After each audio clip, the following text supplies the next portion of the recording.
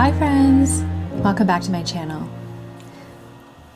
Today's video is going to be a casual catch-up in my planners as I get ready for next week, as well as a little bit of fun in my fun journal to kick off the start of a new month.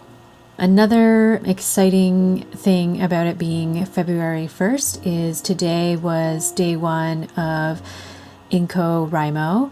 So I mailed my first letter to the first subscriber who signed up to receive a letter last month when I posted that form. And tomorrow is Friday, so I think I'm gonna mail out Friday, Saturday, Sunday tomorrow. And I'm gonna slowly mail out the letters one day at a time, except for on Friday. So I'm really excited for you to receive them. I hope they all make it to their destination, and feel free to let me know when you get the letter. This was so much fun, and I just wanted to thank everybody who trusted me with their address, and it was so sweet to hear all of the nice things that you have done for yourself this year so far. I think I'm gonna do another round of these letters because I had a lot of fun getting to know you, and I really enjoy sending handwritten notes to friends, and I hope you enjoy them as much as I did writing them. Let me know in the comments if you have an idea of what milestone I could celebrate, or some kind of special occasion that's coming up that I could maybe do another month of writing letters. I was thinking maybe hitting another subscriber account milestone. Maybe it could be a personal milestone like finishing my program if I'm able to graduate on time, which should be in August, September of this year. I don't know. I'd love to hear your suggestions. As I work through my planners today, I'm going to be talking about how I'm thinking about self-compassion and why I'm trying to integrate that more into my self-care plan, and just overall trying to adopt a regular practice of self-compassion in my life. It's probably going to be another chatty video, so I invite you to grab a tea, coffee, or your favorite beverage of choice, and just do what you need to do to get cozy. I'm already curled up with a warm blanket. I've got some water nearby, and yeah, I'm looking forward to getting ready. So this will be my second week in a row where I start to set up for the week in advance of Sunday. So it's actually perhaps not a bad thing, because it might be a little bit early, because things could change. But what it has also allowed me is a little more time on Sundays to do something a little more fun. So while I might have been putting around in my planners as I plan for the week ahead, instead I've been kind of wrapping my head around at the end of the work week, which I think is actually kind of nice, because then I can, end my week with an idea of what my work week looks like next week, but still have the weekend to, not really be thinking too much about work, because I've already done the planning that I needed to do. So we're going to try that again. I have my utility pouch that has all my markers and little stickers and things like that. I've got my little pen pouch, and I have this Pilot Vanishing Point, which is probably my favorite pen in my collection of pens. And then I have my Decimo, which I'm often using in my videos.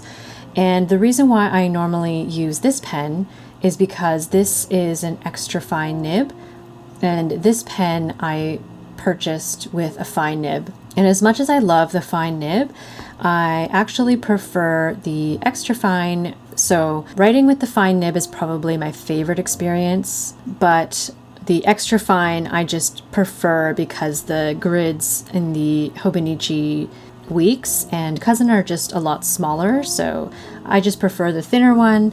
But because I love this pen so much, I decided to swap the nibs. So this one came with a gold nib, so right now it's bothering me a little that it doesn't match, but this is the fine, and then I've moved the extra fine into here.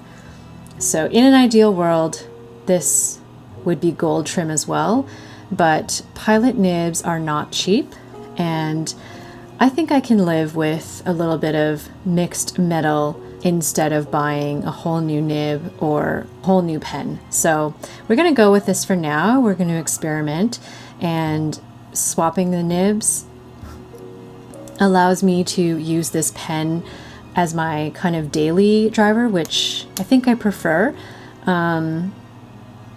I thought I was going to prefer the skinnier Decimo, but I actually really prefer the size of this pen. So anyway, those are my supplies.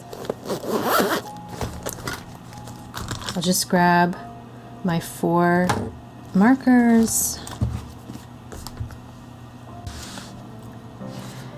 Okay, so quick look at where we are at.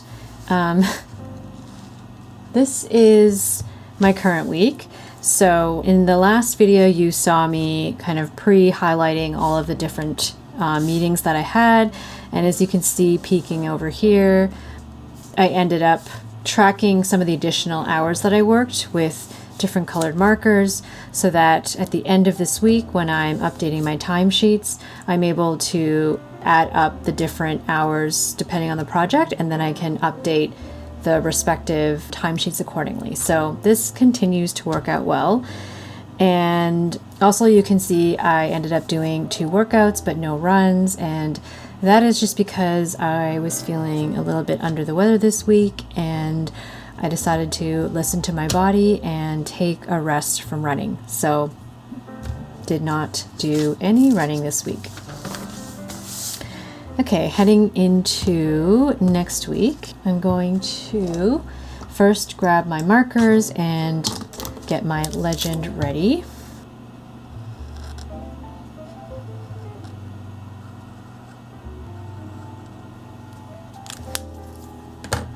Okay, and I'm going to open up my calendar, and I'm going to take a quick look at what is already scheduled for next week. So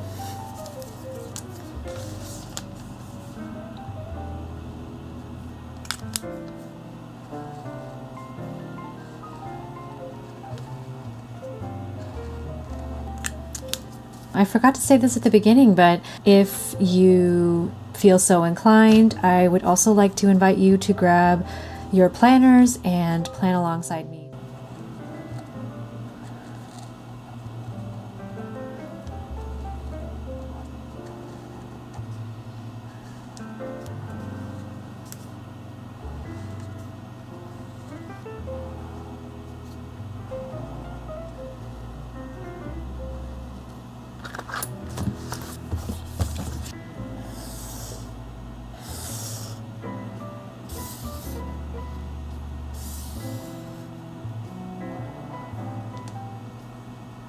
So that's all that I have so far for meetings next week. And something you'll notice is Tuesday, Wednesday, and Thursdays tend to be meeting heavy days. So I've kind of, for the moment, 2 major sort of main projects that or clients that I'm working with. And so I've reserved Mondays and Fridays for one of those. And Monday is sort of like a check-in day with that project, and then Friday is kind of a focus day, so ideally less meetings and more heads down working time. And then Tuesday, Wednesday, Thursday is for a different project, and so those tend to be a lot more meeting heavy, and so that's why I have a little more here. But I do really like to have focus days where possible, so it's actually really great to see so far that I don't have a lot planned, although usually by the time this week starts, things start to get added on to the end of the week. So anyway, just a little observation. So I think that's everything that I need for this. So we are done, and I will fill this all in off camera. Okay, next up, we are going to update my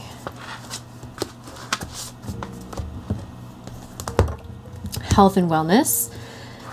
So I got some comments in my last video that suggested that perhaps my technique of doing these stars could be improved. And I was encouraged to hear that it is possible to get cute little perfect stars with this stencil. And so I'm determined to try it again this week.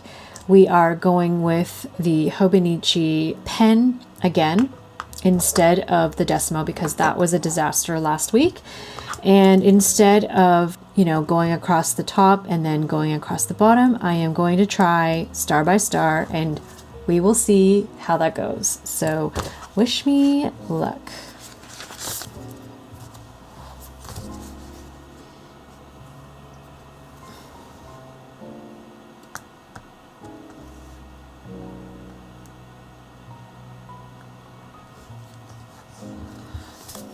Okay, well, not bad, I guess, for a first attempt.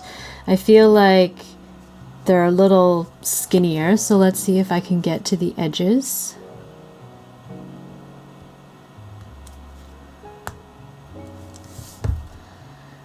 Okay, I don't know if you can see that. They're looking better. I don't know. It's really funny to me that I could struggle this much with a stencil, because it doesn't seem like this should be hard. So I'm not sure why this is seeming so challenging for me.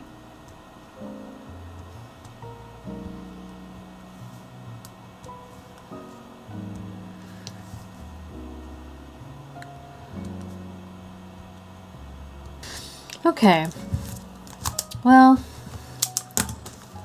I don't think that's too bad. I think that's all right. Way better than compared to last week's attempt. I think we're doing pretty well. So I'm just going to update the headings.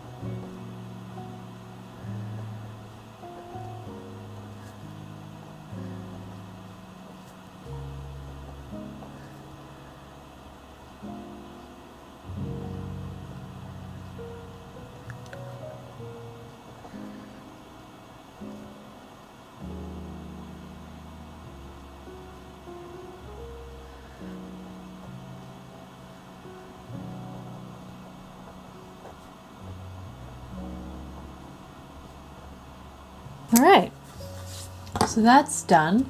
When this dries, at some point, I might go back and highlight the headings. That's what I've typically been doing, just to add a little bit of something. But I am gonna give this a chance to dry so that I don't smudge anything. So we are done that. So I'll put that away.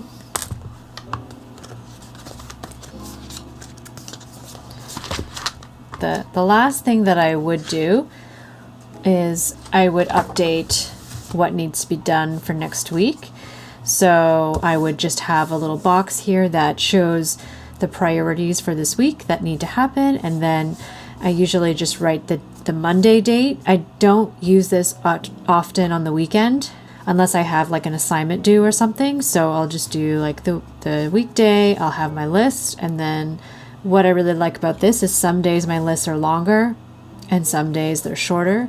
And I just like that there isn't any blank space because I just go right into the next date without having to worry too much about keeping everything like properly spaced out. So that is all I do for planning. So we are done for next week, which is great.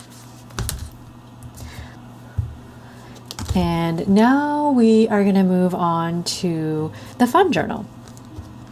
At the beginning of the year, can't believe we're already a month in, I created this currently inked page where I just put down all the pens that I had currently inked. So it's not like these were all, on January 1st, I inked all these pens. I have a rather small collection of fountain pens, and almost all of them are usually inked with something.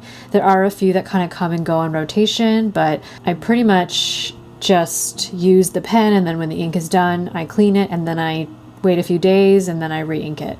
So as of January 1st, I had Platinum Carbon Black in my Pilot Metropolitan in the Fine. I had Ferris Wheel Press Autumn in Auburn in my Pilot Decimo. I had Sailor Kobe number 21 Taisanji Yellow in my Pilot Vanishing Point Fine, so that used to be this pen. I had Ferris Wheel Press Oyster Hour in my Kaweco Brass Sport in a fine nib. I had Pilot Irishizuku Tsukushi. That was an ink sample that I got from Danielle from my Dandelion Diaries. I cherish this sample, especially because this ink is discontinued, so I used a very small amount in my Sailor Pro Gear Slim in a fine, and I have not re-inked it since because I really want to use this sample as long as I can. And then the last one that I had was Ferris Wheel Press Lady Rose in my Sailor Pro Gear Slim Extra Fine. And the reason why I have so many Ferris Wheel Press inks is because I wanted one color that I could not find in any of the local retailers near me.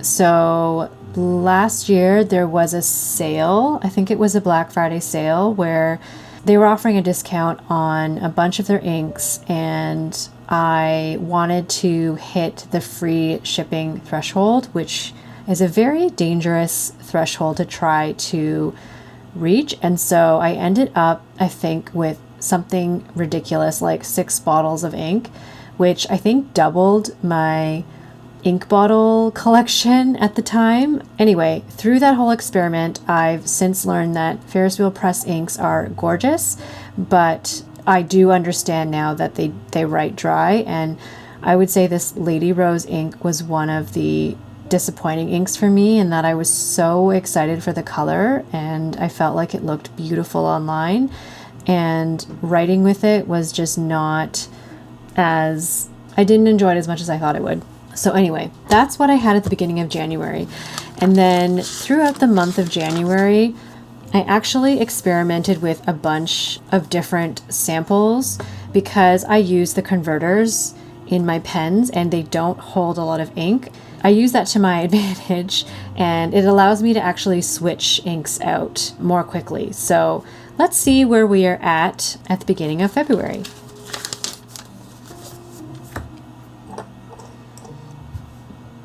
While we do that, I want to talk a little bit about how I'm thinking about self-compassion, why I'm trying to integrate it into my self-care plan, and why I'm trying to adopt better practice of it in my life. So the main reason why I've been paying special attention to self-compassion is because once I started looking into it a little bit more, I found that it has been found to actually provide greater emotional resilience and stability compared to something like self-esteem. And self-esteem is something that I have struggled with, and I used to think that a lot of my problems and anxieties would not be so prevalent in my life and so debilitating at times if I didn't struggle so much with self-esteem. So hearing this about self-compassion really kind of piqued my interest and made me want to do a little more reading into it and learn more about what exactly self-compassion is, because it's not a word that's completely foreign to me. I mean, I've definitely heard it and I've used it in sentences, but what does it really mean to be self-compassionate?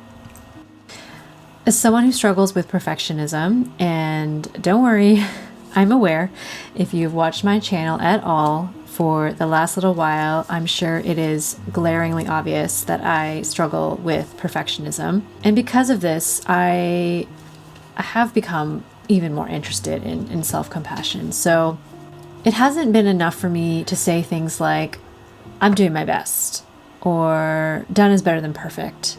Those are helpful, but as much as I repeat those things to try to combat my perfectionism, I'm still struggling with it. And I know that doing a little bit of reading on self-compassion and becoming a bit more aware of it isn't going to magically cure my perfectionism. I think perfectionism is kind of a lifelong companion in my life, and it's not going to be easy to just move away from it.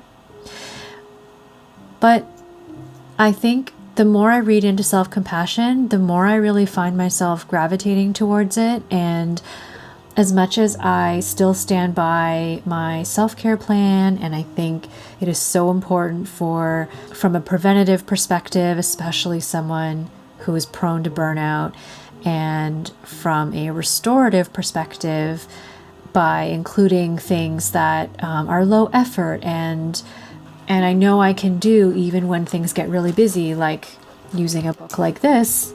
I think integrating and intentionally practicing even more self-compassion is only going to be good for me.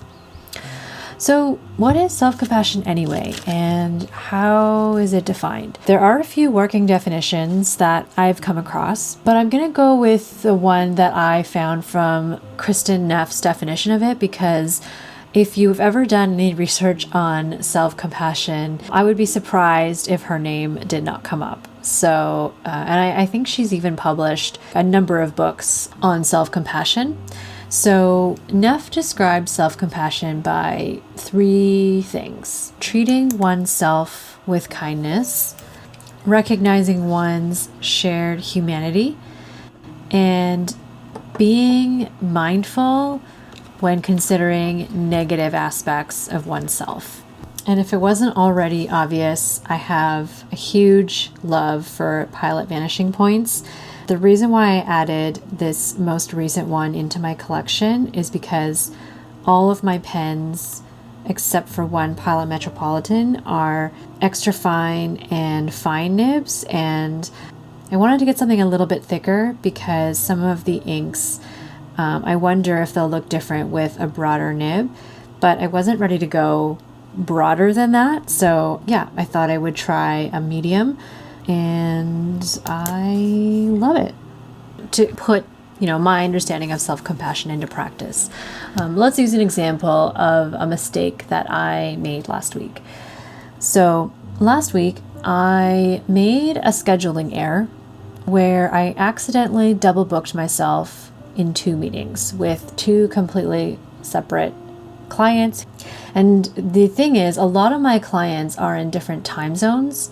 And because I'm managing multiple calendars with each of these different clients, that means that sometimes the calendars are in different time zones altogether, and one of the software platform things that I'm using doesn't have the time zone code.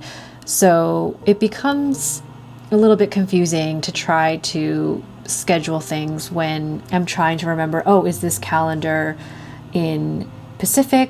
Is it in Eastern? Is it in, Mountain or Central, that kind of thing? So, I mean, it's already kind of confusing, but anyway, I booked this meeting and I didn't do the time conversion properly. So I ended up having 2 meetings that overlapped with each other, and I didn't realize it until all of my calendars synced up on my primary Google Calendar and I saw the 2 meetings overlap.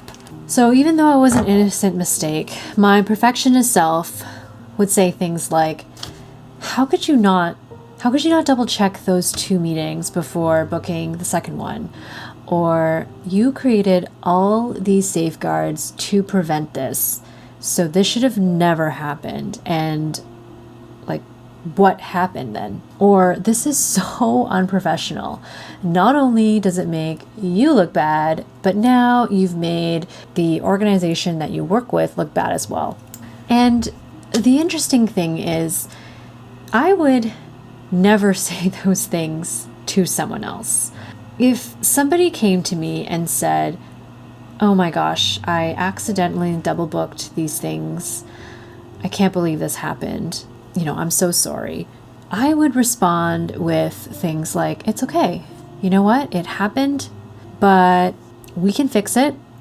And anyone would have made that mistake given how many different calendars you were juggling at the time and trying to book something while in a meeting, trying to book things real time and trying to do all those conversions without having helpful indicators on the calendar software to confirm whether this one happens to be set in Pacific time or whether this happens to be set in Eastern time, while working with a client who is based in a different time zone altogether.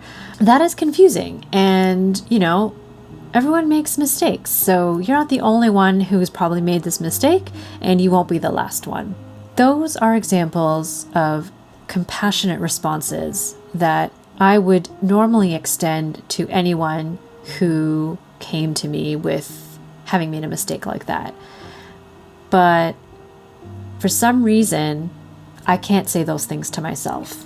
Or at least I really struggle to say those things to myself. An example of treating myself with kindness could be saying to myself, yeah, I made a mistake. I had good intentions to make time for both meetings. I wanted to accommodate the preferences of both of my clients. And even though you made this mistake, it is something that can be fixed. It's okay. An example of recognizing one's shared humanity could be, you know what? I'm not the only human who makes mistakes. Everyone makes mistakes from time to time, especially when there are so many moving pieces. I'm not alone. It's okay. And an example of being mindful when considering negative aspects could be, hey, let's take a few deep breaths to just acknowledge the situation, clear your head, take a walk if you need to, before jumping in and solving it. And by the way, you have ADHD, and you know that you struggle with organization sometimes, and sometimes your executive dysfunction can make certain tasks that require a lot of concentration and precision a little bit hard. So these things happen, and it's okay if you're feeling disappointed and stressed right now. It can be fixed. So another area that I can apply more self-compassion in is in my self-care plan overall. And as I talked about in one of my other videos, a self-care practice involves self-reflection, self-awareness, and a practice of actively seeking out healthy resources and activities that help promote and restore physical and emotional well-being. And I think self-compassion works really well with that. So as much as a self-care plan is intended to prevent burnout, and it can be very proactive, especially because I've put a lot of effort into building elements that are known to be helpful for me and are really easy for me to achieve. So I can feel confident that I'm going to be likely to be able to do those things, like engaging for a couple minutes in a small book like this. I think having self-compassion for myself, even when I'm hitting those days where I'm feeling way too tired to even contemplate opening this book, or when I flip back on January and I see a couple of blank pages when I didn't fill this out, instead of punishing myself for not doing self-care properly, a more compassionate approach could be just being kind. Like, hey, look at all the days that you did fill out this book and think about how happy that made you feel when you did do it, instead of focusing on the blank days. Knowing that I'm probably not the only human out there who misses days from time to time, and trying to keep up with a standard that isn't really realistic for a lot of people is not helpful. And recognizing that it's okay if I'm feeling disappointed. Yeah, maybe I just want to take a few deep breaths and acknowledge that this has been a really busy month for me, and I've taken a lot of new responsibilities, and my schedule has gotten really busy, and sometimes that means that I am not going to be able to write in my journal every day, and that's okay. The important thing is establishing a pattern that is trending towards something that feels restorative. But if I'm starting to place pressure on doing that restorative thing anyway, then it's probably not going to feel very restorative if I keep putting pressure on myself. So those are some ways that I'm going to be trying to practice more self-compassion. And I'd love to hear your thoughts on self-compassion overall. Is it something that you have been developing for yourself? And if so, what did you find to be helpful or less helpful? And if you're someone who is struggling to practice and incorporate into your life like me, know that you're not alone. We're in this together, and it's okay if it feels a little foreign. These are muscles that we can work on and build on together. In closing, I'm going to take you through really quickly the inks that I am starting this month off with. And first up, we have Platinum Carbon Black, and right now it is in my Pilot Vanishing Point in the extra fine nib. I think this is an amazing combination for me. I've been using this pen to take all of my notes, and I'm enjoying it immensely. Next up, we have Birmingham Pen Co. Oak Moss, and that is currently inked in my Pilot Decimo in my fine nib. So this was a sample that Danielle kindly gifted to me.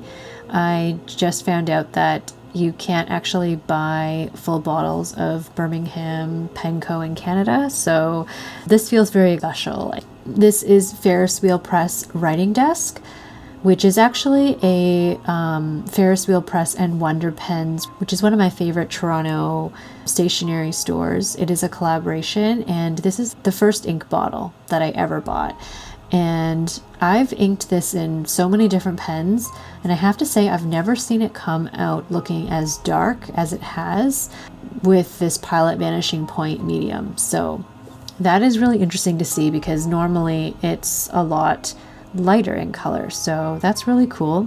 The next one is another Wonder Pens exclusive ink. So this is Dominant Industry and Wonder Pens Chicken in the Sky with Diamonds. This was one of their newer ink collaborations that they launched at Scriptus, which is a Toronto pen show that happened in, I believe it was October of 2023. And I currently have that in my Sailor Pro Gear Slim in an extra fine nib. Next up, we have Birmingham Pen Co. Rotted Cork. That is another ink sample from Danielle. Thank you. And the pen that I have it in is my Sailor Pro Gear Slim in a fine. And then lastly, which I think is so interesting seeing these two next to each other, they look a lot more similar than I expected, is Ferris Wheel Press Bookkeeper's Brass in my Lamy Safari Extra Fine. And this is actually a shimmer ink. I don't know if you'll be able to see it because I've had this inked up for quite some time already. But anyway, this is a shimmer ink.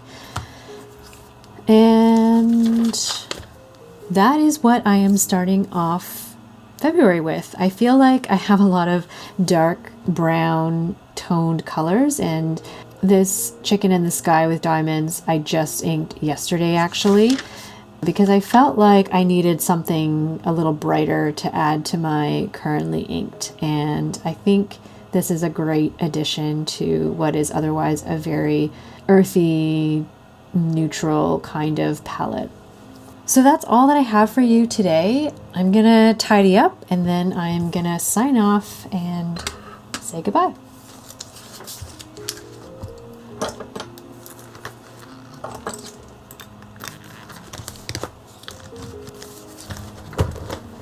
All right, well, that is all that I had for you today. If you ended up planning along with me, I'd love to hear what you were working on, and I hope it was a productive session for you. If you're still here, thank you for joining me as I updated my planners and my fun journal while I shared some thoughts on self-compassion and how I'm going to be incorporating it more into my self-care plan and just overall into my life. I'd love to hear your thoughts on self-compassion, or I'd love to hear some of the things that you've been doing with respect to your self-care plan if you have one for this year. If you're still here, thank you so much, as always, for spending this time with me today. I appreciate you so much, and I will see you soon in the next video. Bye!